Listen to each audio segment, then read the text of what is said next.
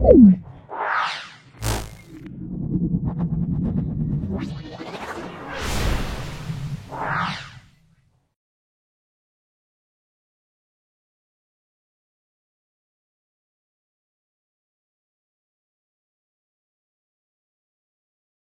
আমরা 13তম স্কুল, সেটা Majhipur JM training school solve করছি। ভিডিওটা প্রথম থেকে শেষ পর্যন্ত দেখো, অবশ্যই এই ভিডিও থেকে তোমরা উপকৃত হবে।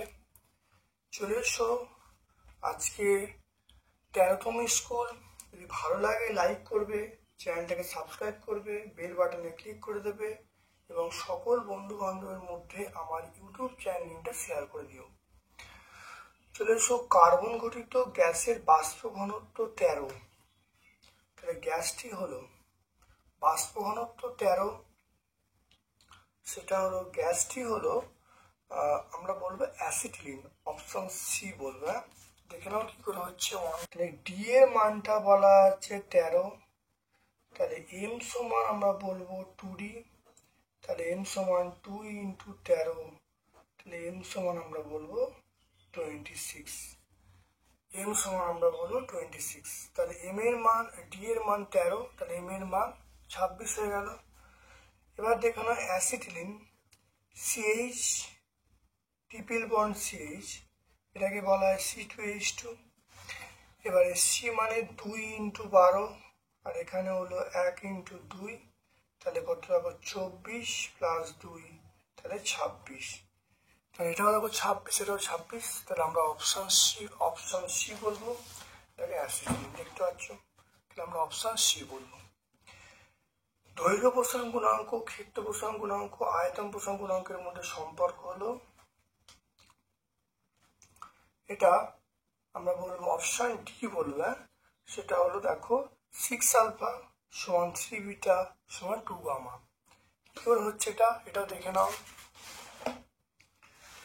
1.2 আমরা জানি আলফা সমান বিটা বাই 2 সমান গামা বাই 3। এবারে 3 আর 2 এর লসাগু করলে 6 হবে, 6টা গুণ করবো, তাহলে 6 আলফা বিটা বাই 2 ইন্টু 6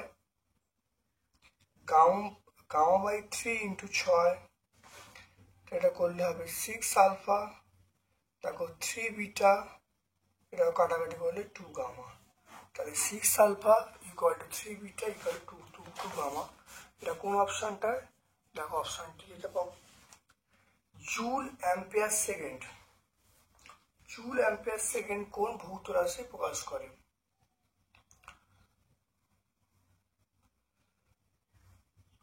দেখো জুল অ্যাম্পিয়ার সেকেন্ড, এটা আমরা বলবো বিভব প্রভেদ। বিভব প্রভেদ। তো আরেক, এরপরে লেঞ্জের সূত্র যে নীতির উপর প্রতিষ্ঠিত তার মাত্রিক সংকেত। লেঞ্জের সূত্র প্রতিষ্ঠিত শক্তি সংরক্ষণ সূত্রের উপরে তার মাত্রিক সংকেত হলো mL² (10⁻²), অপশন সি।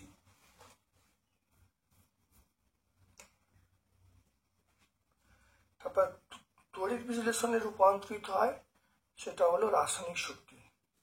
তাহলে রাসায়নিক শক্তিতে রূপান্তর, তাহলে তড়িৎ শক্তি রূপান্তরিত হয় রাসায়নিক শক্তিতে। লাব্লাঙ্ক পদ্ধতিতে প্রস্তুত করা হয়, সেটা আমরা বলবো H2SO4।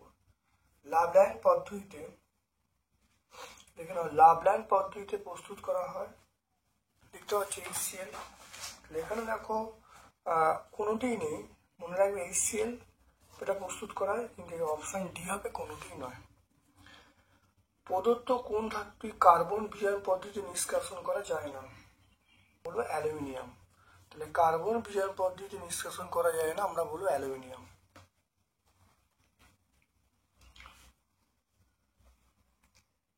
এরপর চলে এসো গ্রুপ বি এর প্রশ্নে। প্রমাণ তাপমাত্রা ও চাপে 11 গ্রাম, প্রমাণ তাপমাত্রা ও চাপে 11 গ্রাম, গ্যাসের আয়তন 5.6 লিটার, গ্যাসটির সংকেত কি হবে? এর ভর সেটা হলো 11 গ্রাম, আর 22.4 লিটার গ্যাসের ভর, এটা 11 বাই 5.6 ইন্টু 22.4, এটা কাটাকাটি করলে 4 হবে, তাহলে 44। তাহলে এসটিপিতে, এটা হলো এসটিপিতে, তাহলে এসটিপিতে 22.4 লিটার গ্যাসের ভর হলো 44 গ্রাম। তাহলে এখানে এম এর মান পেয়ে গেলাম কত, এম এর মান পেয়ে গেলাম 44 গ্রাম। এম এর মান 44 গ্রাম। তাহলে CO2 মানে দেখো এখানে দেখো 12 প্লাস 2 ইন্টু 16 গ্রাম, তাহলে করলে কত হবে 44 গ্রাম। এর আণবিক ভর, আণবিক ভর তাহলে 44 গ্রাম। তাহলে কোন অপশন এটা আমরা কি পাবো, এটা CO2 পাবো। দেখে নাও ভালো করে। তাহলে দেখে নাও কোন গ্যাসের তাপমাত্রা, এটা অ্যান্সার হবে, গ্যাসটার সংকেত হলো CO2 বা কার্বন ডাইঅক্সাইড। কোন গ্যাসের মোলার আয়তন কোন কোন বিষয়ের উপর নির্ভর করে, একই থাকে। তাহলে আমরা বলবো যে কোন কোন বিষয়ের উপর নির্ভর করে, এক হলো উষ্ণতা, দুই হলো চাপ। তাহলে উষ্ণতা টি এবং পি এগুলো উপর নির্ভর করে। টি মানে টেম্পারেচার, পি মানে প্রেসারের উপর নির্ভর করে। তাপীয় রোধাঙ্কের মাত্রিক সংকেত, দেখো তাপীয় রোধাঙ্কের মাত্রিক সংকেত দেখে নাও, m⁻⁻1 l⁻⁻1 t³ থিটা। তাহলে m⁻⁻1 t⁻⁻1 t³ থিটা। এরপর চলে এসো, এ যদি কঠিন পদার্থের দ্রব্যভূষণ গুণাঙ্ক হয়, বি যদি ক্ষেত্রভূষণ গুণাঙ্ক হয়, তাহলে 2a - b এর মান কত? আমরা কি বলবো, এ সমান আমরা বলবো b/2। এ সমান দৈর্ঘ্যভূষণের সঙ্গে ক্ষেত্রভূষণের সম্পর্ক হলো এ সমান কি বলবো b/2। তাহলে কোনাকুনি গুণ করছি, তাই 2a সমান b, বা আমরা বিটাকে দিকে আনলে 2a - b = 0। তাহলে অ্যান্সার কি হলো 0। এখানে কত বসবে, আমরা 0 বলবো। তারপর দেখে নাও, সমান্তরাল সমবায় তুল্য রোধ সমবায় ব্যবহৃত ক্ষুদ্রতম রোধ অপেক্ষা ছোট হয়, এটা বড় নয়, এটা মিথ্যা। তারপর ফ্লেমিং এর দেখে নাও, ফ্লেমিং এর বামহস্ত নিয়ম, ফ্লেমিং এর বামহস্ত নিয়ম বলতে বলছে।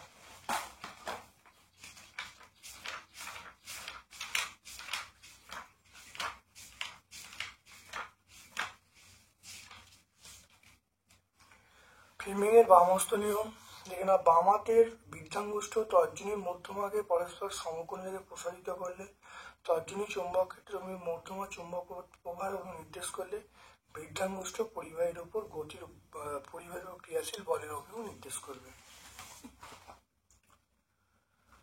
তারপর দেখো ধনাত্মক আধানে, দেখো ধনাত্মক আধানে আহিত একটি বস্তুকে ইলেকট্রনের ঘাটতির সংখ্যা 200, ইলেকট্রনের ঘাটতির সংখ্যা 200, তাহলে বস্তুটির আধান কত হবে, এটা আমরা জানি কিউ সমান এনই, এন মানে 200, ই মানে 1.6 × 10⁻⁻19, তাহলে করলে দেখো গুণ করলে এটা আসছে, দেখো 3.2 × 10⁻⁻17 কুলম্ব।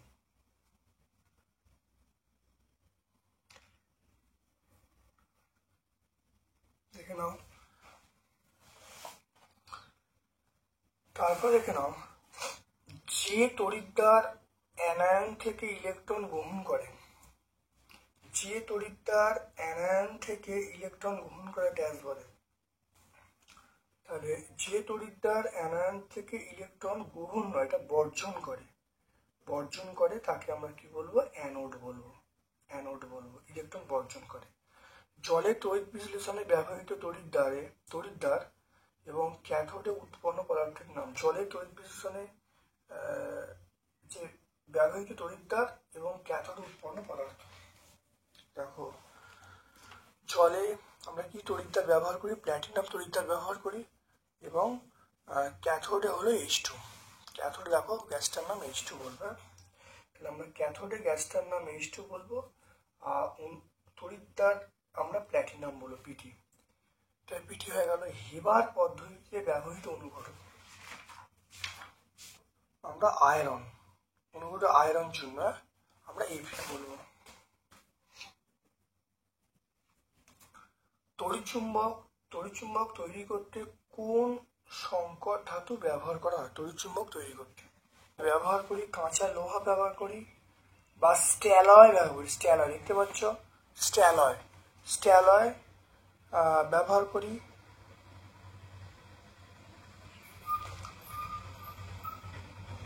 তাহলে তড়িৎচুম্বক দেখে নাও, তড়িৎচুম্বক নির্মাণের জন্য আমরা কাঁচা লোহা, যেটা সংকর ধাতু নয় কিন্তু স্ট্যালয় আমরা ব্যবহার করি। স্ট্যালয়, তার নামটা হলো আমরা কি বলবো, স্ট্যালয়।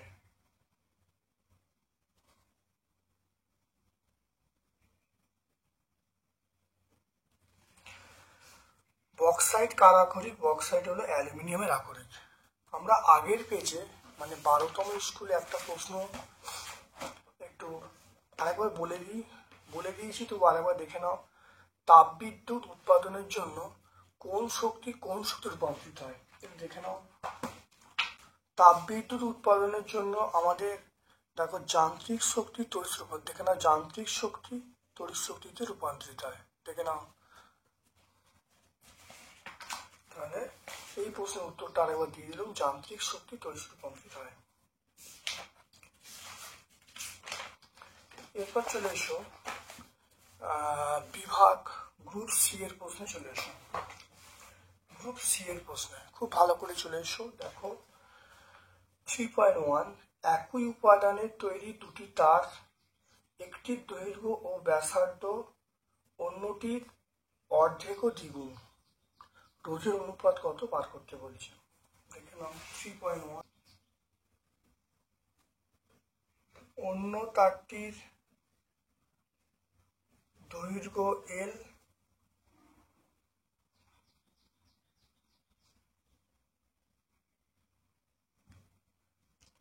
এবং তারটির ব্যাসার্ধ আমরা আর বলবো। তাহলে অন্য তারটির রোধ আমরা R2 বলবো। R2 সমান রো এল বাই এ বলবো। তাহলে রো এল বাই এ মানে আমরা বলবো পাই আর স্কোয়ার।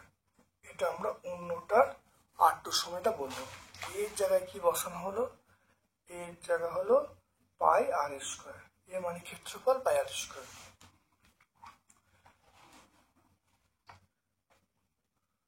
অন্যটি, তাহলে অন্য তারটির দৈর্ঘ্য এল, ব্যাসার্ধ আর, তাহলে রোধ আমি পেয়ে গেলাম, R2 সময়টা পেয়ে গেলাম। এবারে বলা আছে প্রথম তারটির দৈর্ঘ্য, প্রথম তারটির দৈর্ঘ্য এখানে কি বলছে দেখো, বলছে দৈর্ঘ্য অর্ধেক। দেখে না, দৈর্ঘ্য অর্ধেক, অন্যটির দৈর্ঘ্য অর্ধেক। অর্ধেক মানে আমরা কি বলবো, এল বাই 2 বলবো। ব্যাসার্ধ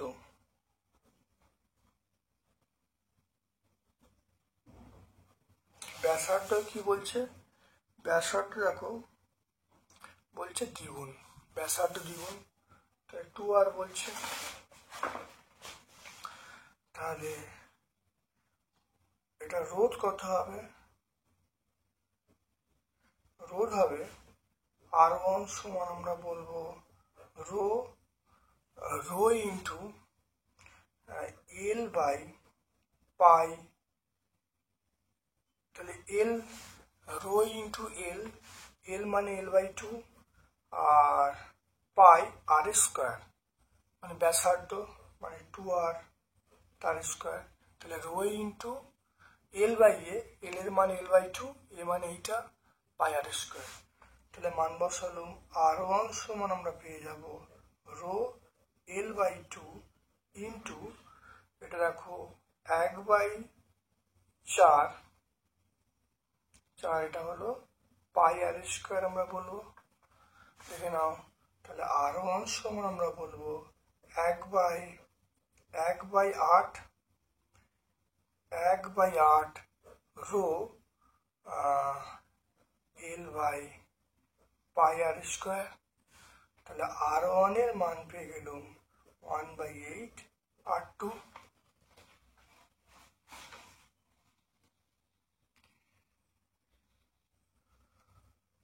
তাহলে এখানে তাহলে আমরা বলবো R1/R2, এটা 1/8, তাহলে R1:R2 আমরা বলবো 1:8।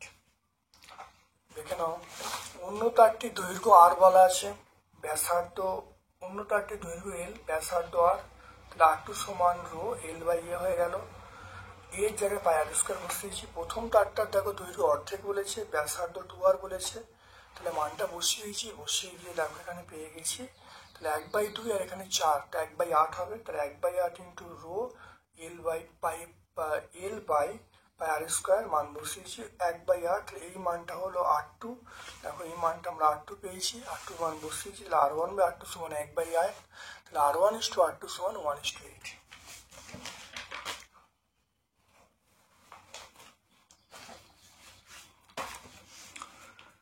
তারপর চলে এসো পরিবাহীর রোধ দৈর্ঘ্য এবং প্রস্থচ্ছেদের উপর কিভাবে নির্ভর করে। দেখে নাও, পরিবাহী রোধ নির্ভর করে দেখো দৈর্ঘ্যের উপরে। দেখে নাও, পরিবাহী প্রস্থচ্ছেদ অপরিত থাকলে পরিবাহী রোধ দৈর্ঘ্যের সঙ্গে সমানুপাতিক। আর নাম্বার 2, পরিবাহীর দৈর্ঘ্য অপরিত থাকলে পরিবাহী রোধ প্রস্থচ্ছেদের সঙ্গে ব্যস্তানুপাতিক। দুটো সম্পর্ক বলে দেবে। তারপরে চলে এসো পরীক্ষাগারে অ্যামোনিয়া প্রস্তুতির নীতি এবং সমতা বিধানের সহজে সমীকরণ লিখতে বলছে।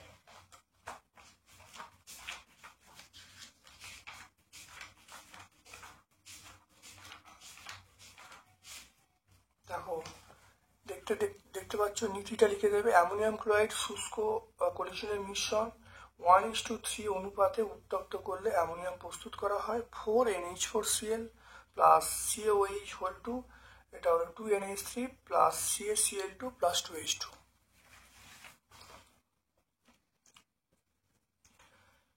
দেখো, NH3 একটি তীব্র বিজারণধর্মী, এটা বিক্রিয়ার সাহায্যে আমাকে ব্যাখ্যা করতে বলছি। দেখে নাও, এখানে আমরা দুটো বিক্রিয়া আছে, যেখানে একটা বিক্রিয়া বললেও হয়ে যাবে। দেখো, এই কপার অক্সাইডের উপর দিয়ে যদি অ্যামোনিয়া গ্যাস পাঠানো হয়, অ্যামোনিয়া কালো বর্ণে কিউপি অক্সাইডকে বিজারিত হয়ে লাল বর্ণে ধাতব কপার পরিণত হয়, নিজে ইনটু গ্যাসে পরিণত হয়। এ থেকে বোঝা যায় অ্যামোনিয়া বিজারণ ধর্ম আছে। এরপরে চলে এসো, দেখো থার্মিট পদ্ধতিতে নিষ্কাশন করা যায় এমন ধাতুর নাম লিখতে বলেছে। ওই ধাতু নিষ্কাশনে সংশ্লিষ্ট বিক্রিয়া লিখতে বলেছে।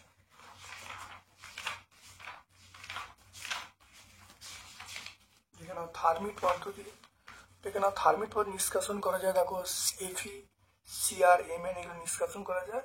আমি এখানে লোহা নিষ্কাশন করছি, তার সাপেক্ষে বিক্রিয়া এটা দেখতে পাচ্ছ। তারপরে দেখে নাও,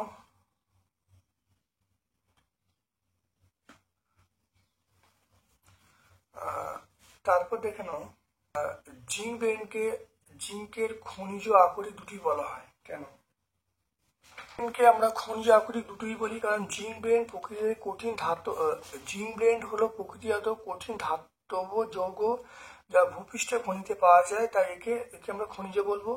আবার জিঙ্ক ব্লেন্ড থেকে সহজে লাভজনক উপায়ে আমরা উচ্চমানের জিঙ্ক ধাতু নিষ্কাশন করতে পারি, তাই সেই জন্য আমরা বলবো জিঙ্ক ব্লেন্ড হলো আকরিক।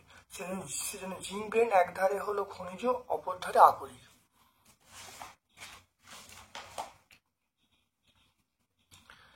আচ্ছা, এই বিক্রিয়াটা দেখো অ্যামোনিয়ার বিজারণধর্মী বিক্রিয়া। এটা আরেকবার তোমাদের বলছি, অ্যামোনিয়া গ্যাস একটা বিজারণধর্মী। এটা আমাকে বলে চিহ্নিতকরণের সাহায্যে ব্যাখ্যা করতে বলেছে। আমি এটা আরেকবার রিপিট করছি।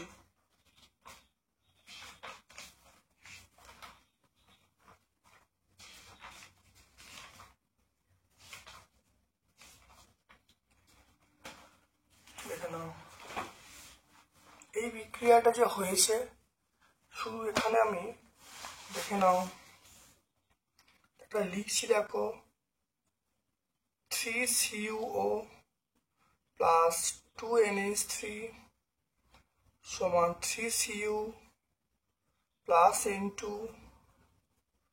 Plus 3H2। এটা এবারে এইটা থেকে এই ত্যাগ করলে আমরা কি বলবো? বিজারণ বলবো। অক্সিজেন ত্যাগ করছে, অক্সিজেন ত্যাগ করলে আমরা বিজারণ বলবো। আর এখানে হাইড্রোজেন ত্যাগ করছে, এটা আমরা জারণ বলবো। তাহলে আমরা এরকম ভাবে দেখাবো। তাহলে ভাষাটা এটা বলবো, ভাষাটা বলার পরে আমরা এভাবে দেখিয়ে দেবো। দেখিয়ে কিন্তু উত্তরটা একদম সম্পূর্ণ সঠিক হবে।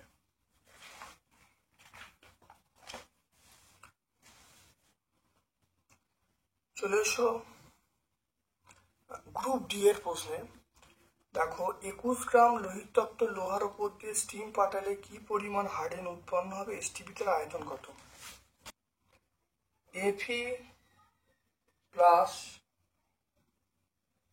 H2O সমান Fe3O4 প্লাস 4H2। এটা 3 দিয়ে দাও, এখানটা 4 দিয়ে দাও, দেখে নাও এটা দেখে নাও 3 × 56, আর এটা আমরা বলবো 4 × 2 গ্রাম। তাহলে দেখে নাও 21 গ্রাম লোহিতপ্ত লোহার উপর দিয়ে স্টিম চালনা করলে কি পরিমাণ হাইড্রোজেন উৎপন্ন হবে? তাহলে এই এখান থেকে হাইড্রোজেন উৎপন্ন করছে এইটা। তাহলে দেখে নাও 3 × 56 গ্রাম লোহা থেকে হাইড্রোজেন উৎপন্ন হয় কত? 4 × 2 গ্রাম। তাহলে এখানে কত? 1 গ্রাম লোহা থেকে হাইড্রোজেন উৎপন্ন হয় 4 × 2 3 × 56, আর কত বলা আছে? 21 গ্রাম। 21 গ্রাম লোহা থেকে হাইড্রোজেন উৎপন্ন হয়, তাহলে এটা আমরা বলবো 4 × 2 × 21 বাই 3 × 56। এটা কাটাকাটি করলে 7, এটা কাটাকাটি করলে 8, এটা কাটলে 2, তাহলে এটা 1, তাহলে 1 গ্রাম হয়ে গেল। তাহলে 1 গ্রাম হাইড্রোজেন, তাহলে আমার অ্যান্সার পেয়ে গেলাম কত? 1 গ্রাম হাইড্রোজেন পেয়ে গেলাম। এসটিপিতে 2 গ্রাম হাইড্রোজেন মানে হলো 22.4 লিটার। 1 গ্রাম হাইড্রোজেন মানে হলো 22.4/2, তাহলে এটা আমরা বলবো 11.2 লিটার। তাহলে এসটিপিতে 2 গ্রাম হাইড্রোজেন মানে আমরা বলবো 22.4 লিটার, 1 গ্রাম করলে তো এটা বাই 2 হয়ে যাবে, তাহলে 11.2 লিটার।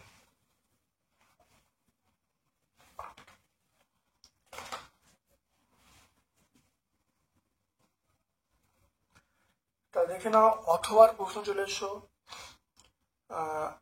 24.5 গ্রাম পটাশিয়াম ক্লোরাইডকে উত্তপ্ত করলে কত গ্রাম অক্সিজেন পাওয়া যাবে? তাহলে 2 KClO3, এটা হলো 2 KCl প্লাস 3O2। খুব ভালো দেখে নাও, এটা করলে দেখো এটা উৎপন্ন হচ্ছে, দেখে নাও এটা হচ্ছে 2 × 39, এটা করছি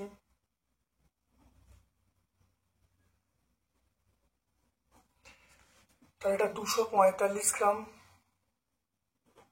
আর এটা দেখো 3 × 32, 3 × 32 করলে 96 গ্রাম। তাহলে দেখে নাও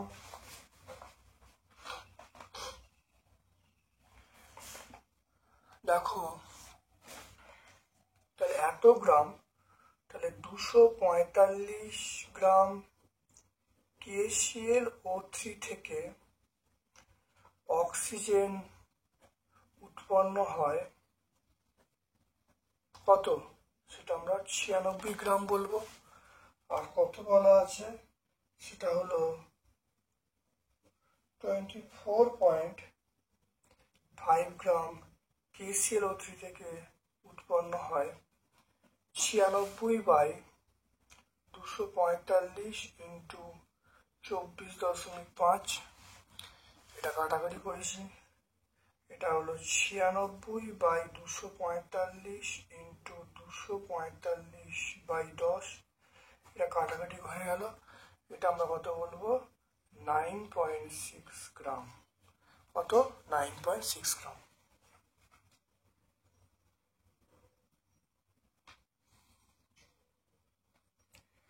তাহলে দেখে নাও 245 গ্রাম KClO3 থেকে অক্সিজেন উৎপন্ন হয় 96 গ্রাম, একে কত 24.5 গ্রামে করলে দেখো আসছে 96/10, তাহলে 9.6 গ্রাম। তো এসটিপিতে 1 লিটার অক্সিজেন গ্যাসের ওজন কত? এসটিপিতে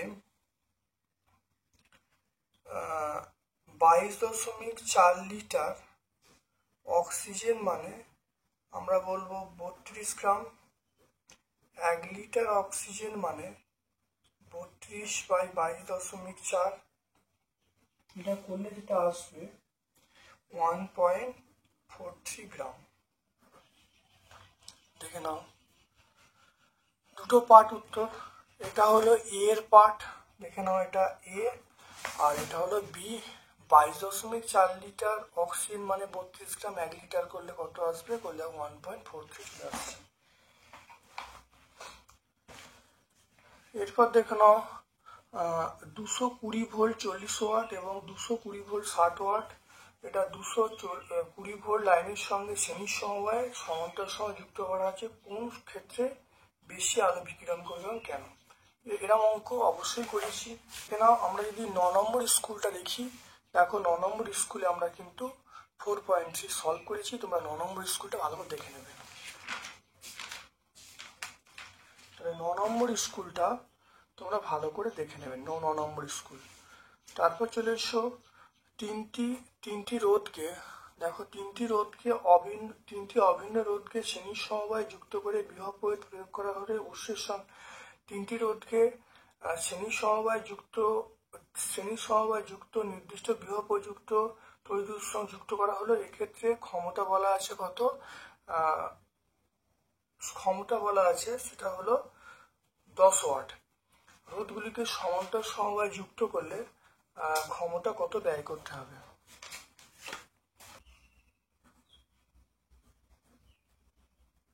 ধরি শ্রেণীর সমবায় তুল্য রোধ, সেটা কত আমরা বলবো RS,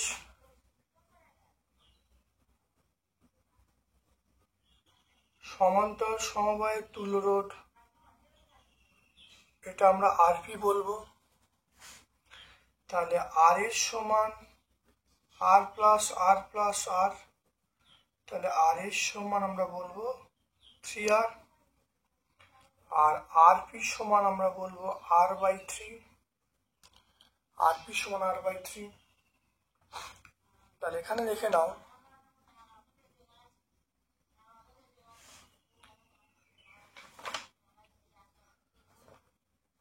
এবার দেখে নাও তাহলে RS সমান 3R আর RP সমান এটা। এবার সমান্তরাল সমবায়ে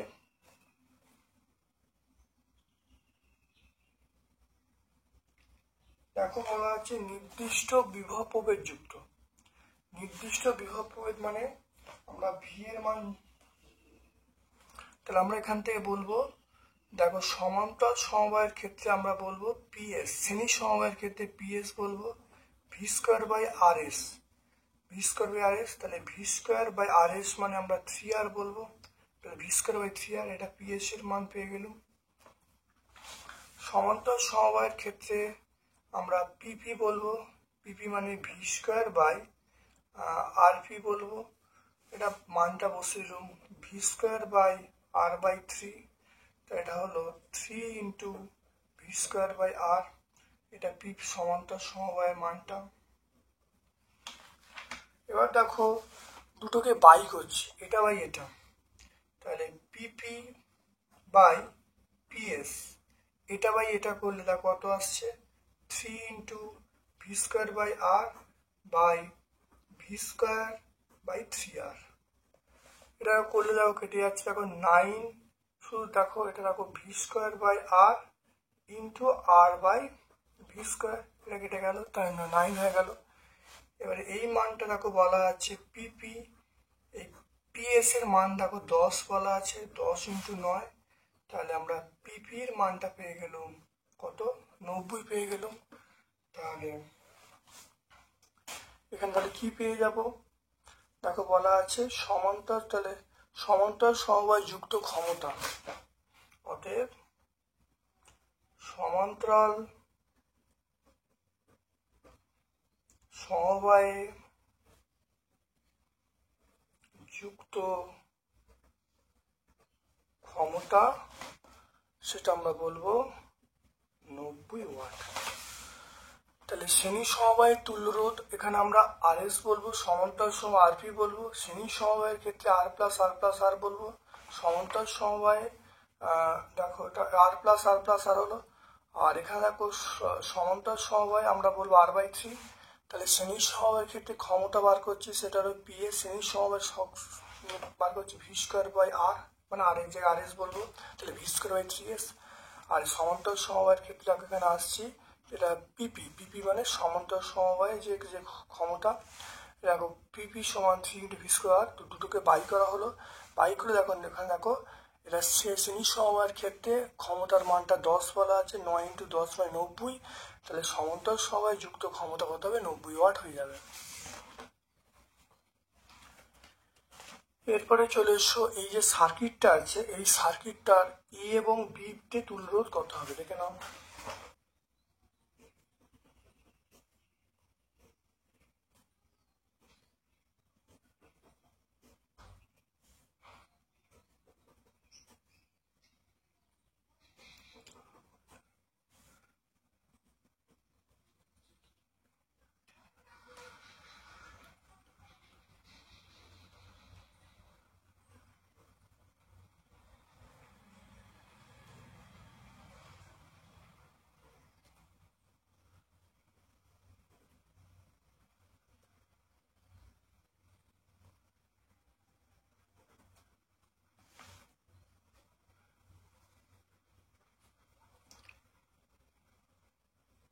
তাহলে এ বি দেখে নাও, তাহলে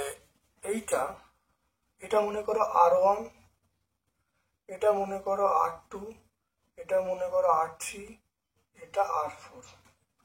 তাহলে দেখে নাও এই যে তুল্য রোধ, তাহলে আমরা কি বলবো, এটা এইগুলো 1 2 3 গুলো সিরিজে আছে, তাহলে RS এর মান কত হবে, এটা plus R1 plus R2 plus R3, এটা বললে কত 1 প্লাস 2 প্লাস 3, এটা আমরা কত বলবো ওহম বলবো, তাহলে 6 ওহম বলবো, তো এটা 6 ওহম। তাহলে এবারে আমরা কি বলবো, RS ও R4 সমান্তর সমবায় থাকবে,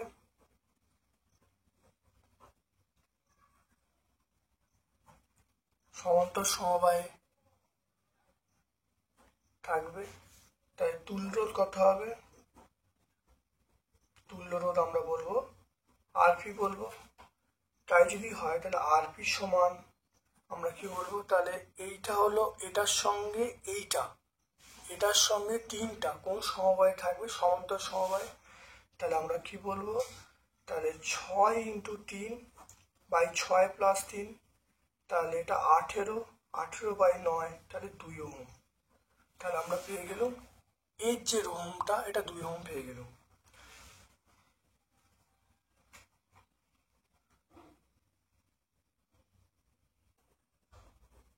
তুল্য রোধ, এটা আর এ বি যদি হয়, এটা আমরা প্লেন যোগ করে দেবো, দেখে নাও এখানে 3 আছে, 3 প্লাস 2, এটা 2 বেরিয়েছে, তাহলে 3 প্লাস 2 প্লাস 3, এটা করলে কত হবে? এটা আমরা বলবো 8 ওহম বলবো।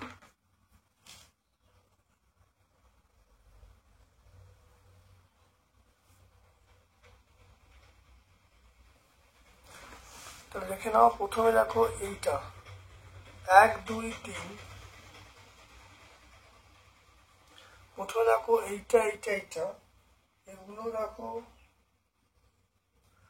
এইটা এইটা এইটা শ্রেণীর সমবায় আছে, শ্রেণীর সমবায় আদেশের মান 6 ওহম। এবারে এই 6 আর 3 পরস্পর সমান্তর সমবায় আছে, সমান্তর সমবায় পেয়ে গেলাম। সমান্তর সমবায় এটা এটা এটা দেখো 6 আর 3-এর মধ্যে সমান্তর সমবায় করলে 2 হবে। এবার দেখে নাও এখানে এখানে 2 হয়ে যাবে, তাহলে সার্কিটটা আমার দেখতে এইরকম লাগবে, সার্কিটটা দেখতে এইরকম লাগবে। দেখে নাও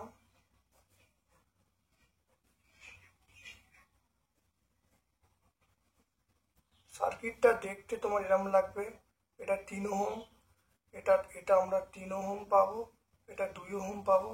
তাহলে এই এ আর বি এর মধ্যে তুল্যরোধ বার করার নিয়ম হলো এটা এটা 3টে যোগ হয়ে যাবে, তাহলে দেখো এ ও বি এর মধ্যে তুল্যরোধ হলো 3 প্লাস 2 প্লাস 3 করলে 8 ওহম হয়ে যাবে। তাহলে অ্যান্সার আমরা পেয়ে যাবো অবশ্যই 8 ওহম পেয়ে যাবো। খুব ভালো করে দেখে নাও, খুব ইম্পর্টেন্ট অঙ্ক এবং খুব ইন্টেলেকচুয়াল অঙ্ক।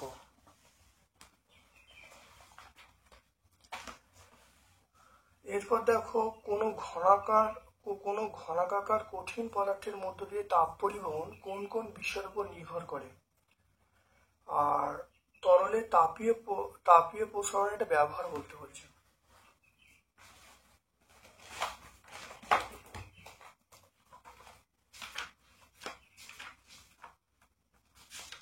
দেখো তাপ পরিবহন নির্ভর করে, দেখে নাও 4টে বিষয়ের উপরে, 4টে পয়েন্ট তোমরা বলে দেবে, বলির উত্তর হয়ে যাবে।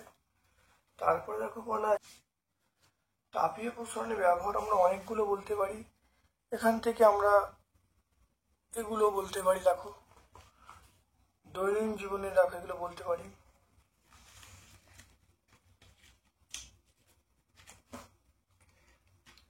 তাপীয় প্রসারণের ব্যবহার, এখানে অনেকগুলো পয়েন্ট আছে, আমরা এর মধ্যে যে কোনো একটা পয়েন্ট আমরা বলে দিতে পারি। তারপর দেখো কঠিন ও তরলের প্রসারণের সময় শুধুমাত্র উষ্ণতা উল্লেখ করতে হয়, গ্যাসের প্রসারণের সময় উষ্ণতা এবং চাপ উল্লেখ করতে হয় কেন? এখানে উত্তরটা পরিষ্কার আছে। দেখো উষ্ণতার পরিবর্তনে কঠিন তরল গ্যাসীয় পদার্থের আয়তন পরিবর্তন হয়, ওদের প্রসারণের ক্ষেত্রে উষ্ণতা উল্লেখ করার প্রয়োজন আছে।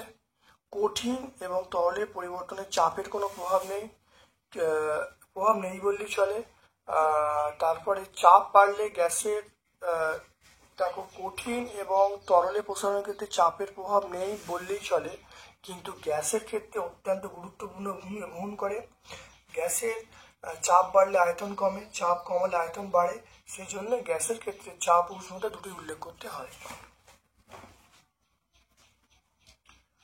স্থির চাপে গ্যাসের আয়তন প্রসারণ গুণাঙ্কের মান কত? 1/273 পার ডিগ্রি সি, এটা আমরা বলবো। তারপর দেখে নাও পিতলের উপর সোনার পোলে দিতে হলে পিতলের উপর সোনার পোলে দিতে হলে ক্যাথোডে এবং তড়িৎ বিশ্লেষণ হিসাবে কি ব্যবহার করবে? সংকেত লিখতে বলছে, তড়িৎ বিশ্লেষণের তড়িৎ পরিবহন করে কে? পিতলের উপরে সোনার পোলে দেওয়া,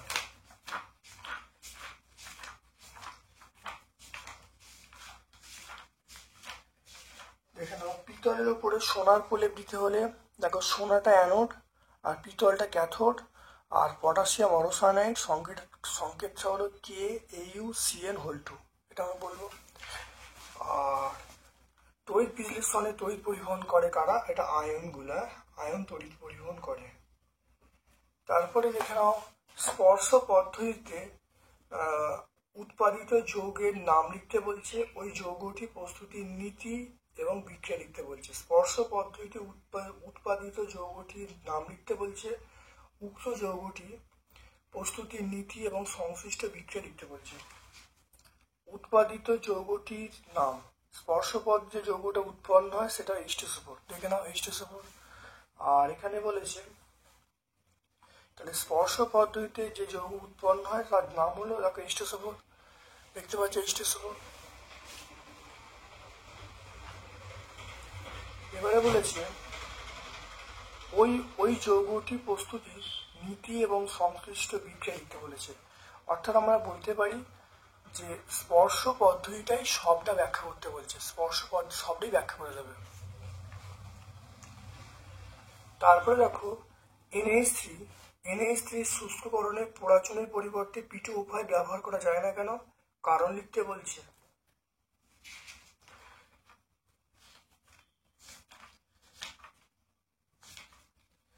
দেখে নাও, যদি আমরা P2 উপায় ব্যবহার করি, দেখে নাও 2 নম্বর পয়েন্টটা P2 উপায় শুষ্ককরণের কাজে ব্যবহার করা হয়, তাহলে এটা অ্যামোনিয়াম ফসফেট উৎপন্ন হবে, সেই জন্যই ব্যবহার করা হয় না 2 নম্বর পয়েন্টটা। দেখো 1 নম্বর পয়েন্টটা কেন H2SO ব্যবহার করা হয় না, 2 নম্বর পয়েন্টটা কেন P2 উপায় ব্যবহার করা হয় না, 3 নম্বর পয়েন্টটা CH2 কেন ব্যবহার করা হয় না। তাহলে আমরা আলোচ্য প্রশ্ন উত্তর 2 নম্বর পয়েন্টটা ব্যাখ্যা করলে হয়ে যাবে, এবং তার সঙ্গে বিক্রিয়াটা আমরা এই বিক্রিয়া দেবো, অ্যামোনিয়াম ফসফেট।